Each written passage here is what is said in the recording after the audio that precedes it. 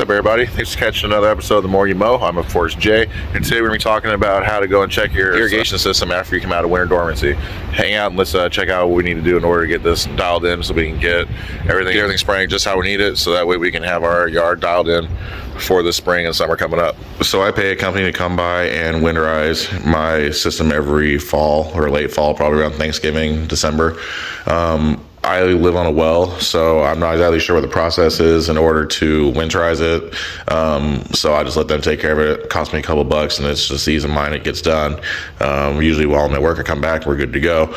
But now we're at the point of the year where we need to go ahead and get this going again. So they came out earlier today, and they re-energized the system, and they went and turned everything back on. So now we need to go through and check all of our heads and see if we have any damage from the wintertime or if anything needs to be addressed or changed out. And this would be a good time to take care of all that. So what we're going to do in the meantime is we're going to go ahead and do a quick watering cycle. So what we're going to be doing is we're going to do a manual watering, and we're going to go to the all setting, and then we're going to change the minutes to, let's do 3 minutes, so that way we can go through and check all of them. We'll have a little bit of time, and all you got to do is hold down this button right here, hear it click, and then we'll go outside and we'll take a look and see if any of these sprinkler heads need any adjustment. So now we have our first zone on. It's very windy today.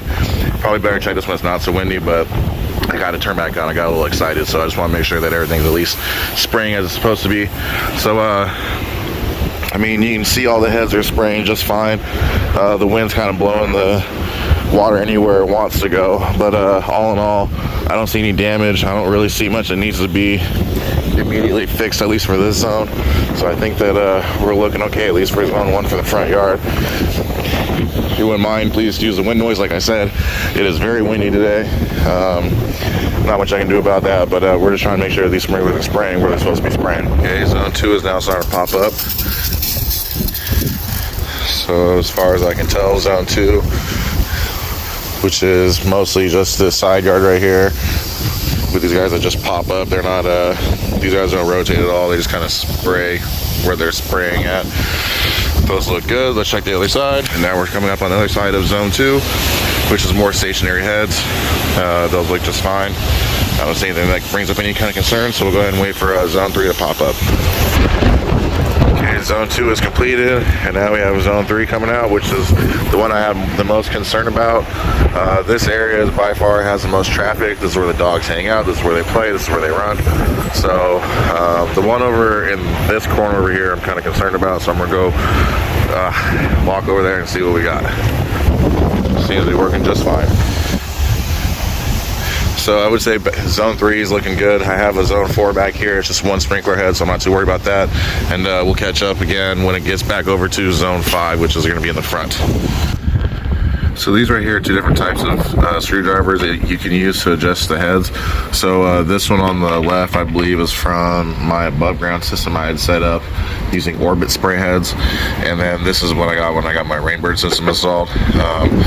They're a little bit different. I mean, the main difference is that this has like an Allen style key that you use to adjust, whereas this one uses more like a flat blade style. I have a mix of both types of heads, which is why I have both of these screwdrivers. If you don't have a screwdriver to adjust your sprinkler heads, I highly recommend you go out and buy one. Sometimes they're not very easy to find, but check around. Maybe if you have to buy a sprinkler head of the same type, you can, you know, always spend a couple bucks to buy a sprinkler head, and it usually comes with a brand new key. So if all else fails, just buy another sprinkler head. Here is zone 4. It's the one and only sprinkler head on zone 4. I don't know why they added this by itself. It really doesn't do much over here. It's just one sprinkler head. I mean, I guess if one day if I wanted to, I could, I guess, put a garden bed or something, or some flowers along this side if I still wanted to, but I already have the flowers over there and the garden over there, so I don't really do much of this. I honestly would rather make this a walkway so I can get around to the front, but that's neither here nor there. So for zone 4, looks good. And last but not least, zone 5. So we have a couple rotator heads on this one, and we have a couple stationary back here in this corner. Let's take a look, see how everything's looking. I got a fixed head over here in the corner, a rotator, and a rotator, and far as I can see, I'm satisfied with everything. So we didn't do too much damage over the winter time, which is good. So coming out of winter, everything looks great. I didn't have really anything to really adjust. I had one head that I had to twist a little bit just to adjust the spray pattern.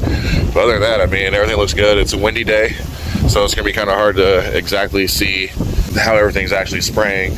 But I mean, from what I can tell from just starting up, I mean, I have no worries, no issues. So you want to make sure that you go ahead and get your sprinklers dialed in, because once you have your sprinklers set up, you can go ahead and add your prodiamine, you can add your fertilizers, you can add your biostimulants, whatever else you need to. But until you get your irrigation set up, I wouldn't really put anything down unless you're relying heavily on Mother Nature. So yeah, make sure you have your adjustment tool, so that way you can go and do any adjustments you can do on the fly.